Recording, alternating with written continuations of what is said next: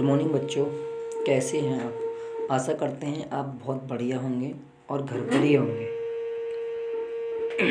तो आज हम आपको बच्चे पिछले कई दिनों से हम आपको लगभग 3-4 दिनों से डायरेक्ट एंड इनडायरेक्ट स्पीच पढ़ाते आ रहे हैं और आशा करता हूँ मेरे द्वारा पढ़ाए हुए दी गई वीडियोज़ को आप बहुत भली भांति देख रहे होंगे, समझ रहे होंगे और पढ़ रहे होंगे। तो आज हम आपको अगला टॉपिक बताएंगे और टॉपिक का नाम है निकटता सूचक शब्दों का दूरी सूचक शब्दों में परिवर्तन।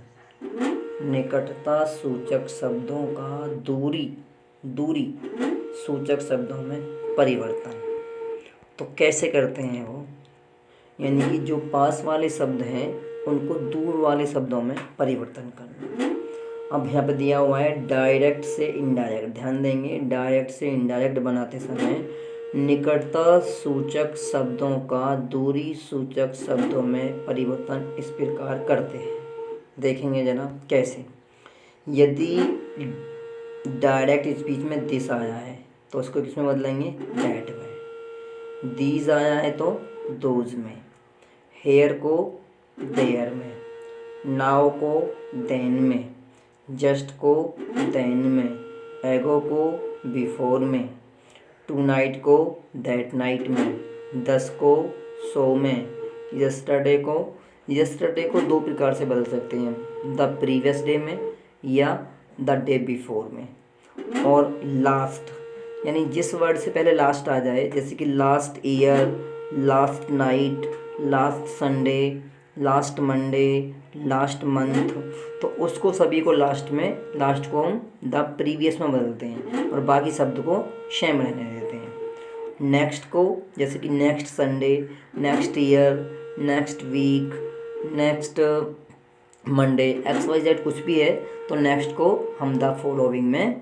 बदल देते हैं और बाकी जो वर्ड है उसको जो कहते हो रहने देते हैं। एक बचता है टुमारो को हम बदलते हैं द नेक्स्ट डे में। तो समझ में आया बच्चों कैसे बदलना है आपको। एक बार फिर बात सुन लें। सारणी भी आपको दे रखी है तो उस पर ध्यान देना है। दिस को दैट में, लास्ट को द प्रीवियस में। लास्ट के बाद जो भी वर्ड आया है प्रिय बच्चों उसको ज्यों का त्यों रहने देंगे, केवल लास्ट ही वर्ड को द प्रीवियस में बदलेंगे।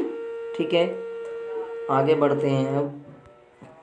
तो आगे आपका अगला नियम है, ये नियम पूरा हो जाता है लेकिन इसमें एक नियम और है बच्चों।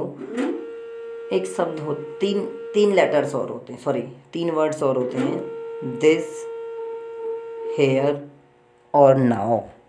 ध्यान रखेंगे, दिस, हेयर और नाउ। यदि इन तीनों वर्डों में से किसी भी वर्ड का यूज़ ऐसी स्थिति में हुआ है, ध्यान रखेंगे, इन तीनों वर्डों में से किसी भी एक वर्ड का यूज़ ऐसी स्थिति में हुआ है जब वो वस्तु या वो इंसान या जिसके लिए भी प्रयोग कर रहे हैं वो बिल्कुल जस्ट हमारे सामने हो। कैसे, जस्ट हमारे सामने हो, तो हम उसको ऐसी स्थिति में इन तीनों में से किसी का भी परिवर्तन नहीं करते हैं। ध्यान रखेंगे, परिवर्तन नहीं करते हैं। जैसे मैं आपको बिल्कुल एग्जांपल बता रहा हूँ बच्चों, देखेंगे आप।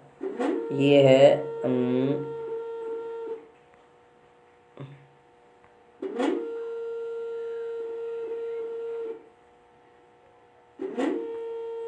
जैसे कि फॉर एग्जांपल के लिए मैं आपको बताता हूँ, ये है आपका,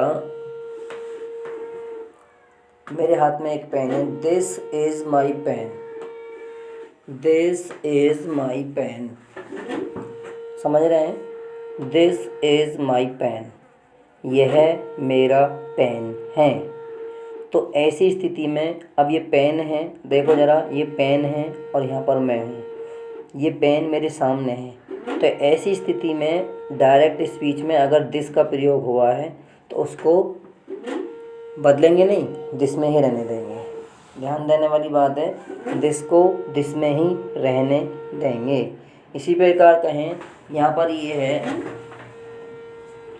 this is my shirt, T shirt, मेरे हाथ में है T shirt, this is my T shirt, ऐसी स्थिति में ये टी शर्ट मेरे सामने है, मैंने पहनी हुई है, तो ऐसी स्थिति में भी दिस को नहीं बदलेंगे। ध्यान देने वाली बात है, दिस को नहीं बदलेंगे।